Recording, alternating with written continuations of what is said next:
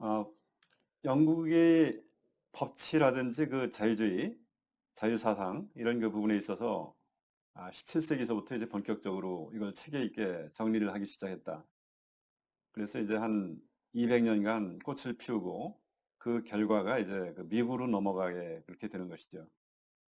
에, 그러니까 17세기니까 1600년대 초 이때 이제 법치라든지 자유라든지 이런 그 사상들이 정비가 됐다 이렇게 볼 수가 있겠습니다.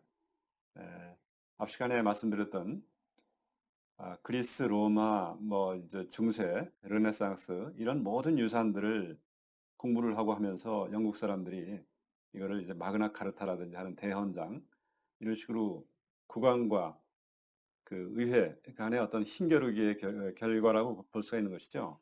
국왕이 절대적인 권력을 좀 행사하고 싶어 했었는데 이제 그게 유럽 대륙의 어떤 전반적인 추세였었죠. 근데 영국에서만큼은 그것이 의회에 의해서 제어가 되면서 왕이 자의적인 어떤 그 왕의 변덕스러운 그런 그 의도에 의해서 뭐가 통치가 된다라든지 하는 것을 그렇게 해서는 안 된다라고 하는 그 법치의 개념 이것이 하나씩 정비가 됐던 그런 시기라고 볼 수가 있겠습니다. 그 중에 몇 가지 예를 좀 들자면은 독점권 사건이라는 게 있습니다. Case of Monopoly. 이거는 왕이 그동안 관행상으로 어떤 특정인에게 독점적인 권한을 줬던 것을 의회가 이제 제어를 했던 것이죠. 어떤 특정인에게 권한을 준다 또는 규제를 한다 하는 것은 이거는 왕이 자의적으로 해서는 안 된다. 명확한 법에 의해서 여기서 말하는 법은 이제 그 참된 법이죠. 그러니까 어떤 특정인을 특별히 봐주기 위한 법이다. 이게 아니고요. 공평타당한 그런 법을 만들었을 때 이걸 누구를 염두에 두고 법을 만들어서는 되지를 않고 보편적인 그런 그 법이 있고 그런 그 입법에 의해서 법을 바탕으로 해가지고 이것이 어떤 권리가 주어져야지 예, 특정인에게 특권을 준다라든지 또는 어떤 권리가 에, 누가 뭔가를 이렇게 생산을 한다라든지 하는 거를 왕이 자의적으로 금지를 시키는 그런 이 규제 이런 거를 마음대로 해서는 안 된다 하는 것이죠. 오늘날도 보면은 규제가 이제 많지 않습니까? 기업체에 대한 규제, 뭐 온갖 규제법들이 많은데 이 규제라는 것이 우리가 언뜻 생각하면은 이 법이라는 차원에서 어쩔 수 없이 여러 가지 규제가 있을 수 있겠다 하는 생각을 할 수 있지만 영국 사람들이 그때 당시에 이해를 했던 건 뭐냐면은 왕이 자의적으로 뭔가를 규제를 한다는 것은 이것이 아, 사실은 A라는 사람한테 규제를 하는 것은 사실은 B라는 사람한테 뭔가 특권을 주기 위한 것이다 하는 걸 알고 있었던 것이죠. 여러분들이 오늘날에도 아, 현행 우리 대한민국의 헌법, 뭐죠, 이 법률 체계라든지 이런 데서 그 이루어지는 규제 같은 것도 한번 잘 살펴보세요.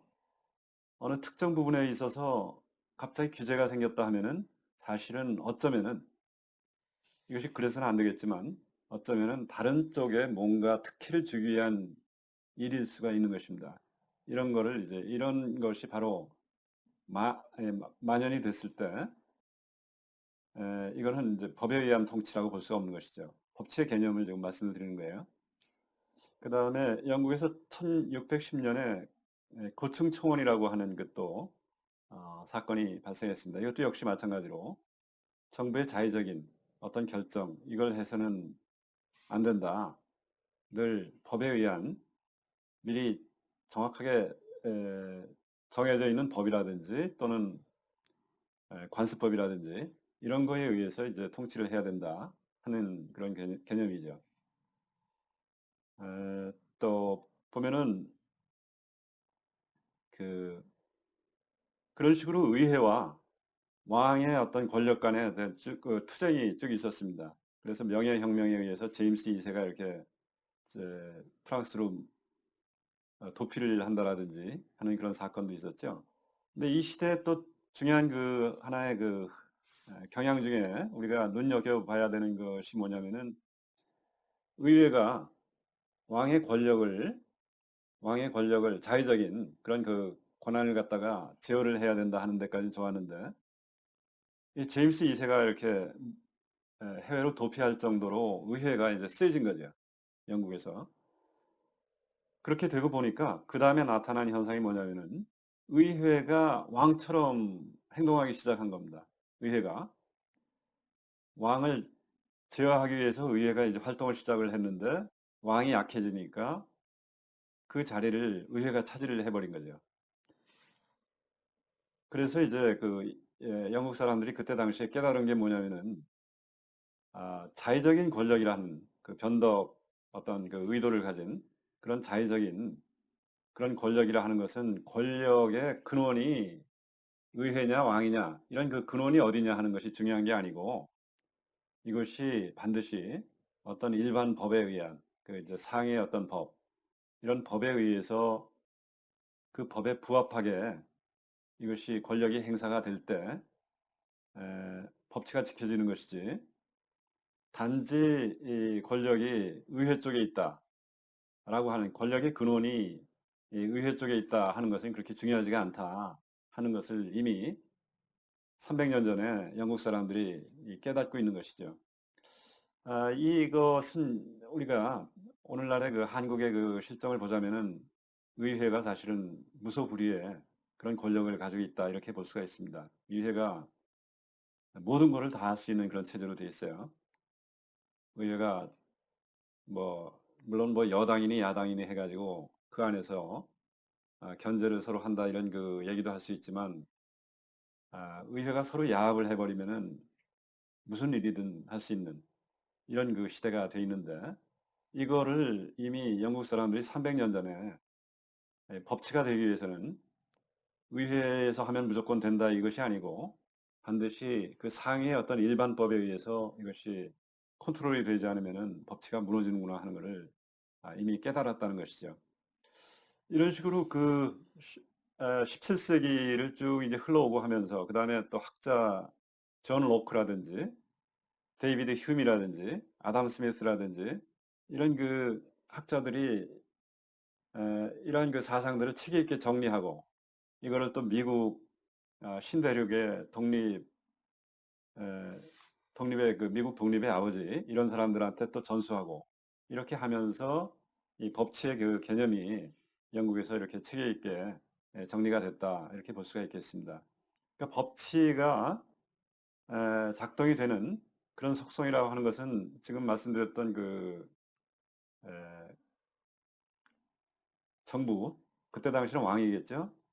이런 정부의 자의적인 그런 권력을 제한하는 거, 통제하는 거, 그 다음에 법에 의한 통치라고 하는 그 또 속성은 뭐냐면은 보편적인 법이라 해야 되는 것이죠. 어떤 목적을 가지고 누구한테는 특혜가 되고 누구한테는 에,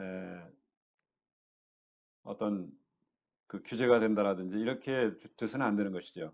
누가 될지 모르지만 보편적인 법을 만들어 놓고 그런 법이 있을 때 어떤 처벌을 하더라도 해야 되는 것이지 법이 없는데 처벌을 한다라든지 하는 것은 이것이 벌써 이제 그 법치하고는 어긋난다 이런 그 결론이 되는 것이죠. 그 다음에 자연권 사상. 그러니까 인간이 신으로부터 부여받은 어떤 고유의 그런 에, 그 인권이 있다. 이런 그 사상이죠. 자연권 사상. 거기서 나오는 것이 이제 생명권이라든지 자유권이라든지 행복을 추구할 수 있는 권리라든지 이런 것이 나오는데 이것이 이제 그 말하자면 자유주의 국가의 헌법 속에 이런 것이 녹아 들어가게 되는 그러한 그 내용이라고 볼 수가 있겠습니다.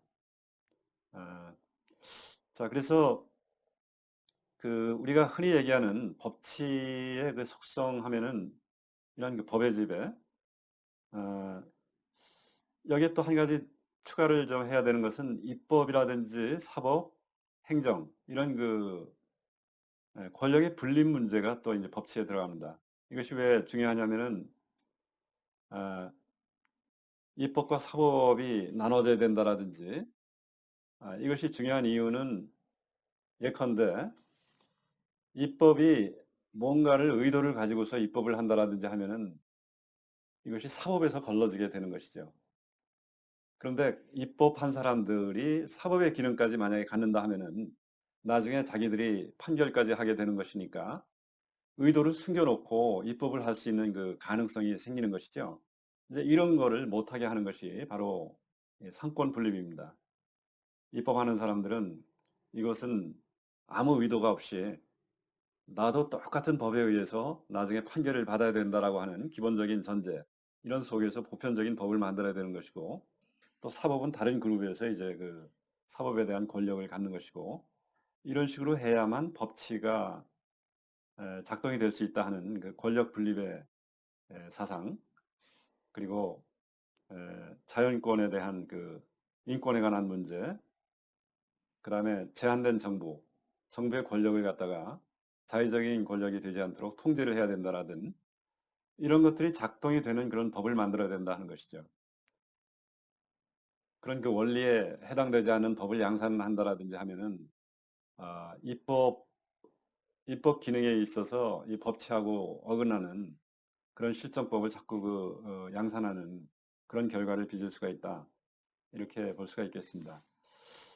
오늘 그 주제는 사실은 서양사의 어떤 그 철학사라든지 서양의 어떤 그리스, 로마, 르네상스 이러한 그 역사가 이 자유라든지 법치 사상에 어떤 그 영향을 끼쳤는가 하는 것을 좀 구체적으로 다뤄야 되는데, 이런 내용들은 사실은 좀 그 너무나 그 폭이 넓고 그러기 때문에 그중에서 일부 키워드 중심으로만 좀 말씀을 예, 드렸습니다. 이것으로 오늘 11장 내용을 마치도록 하겠습니다. 네, 수고하셨습니다.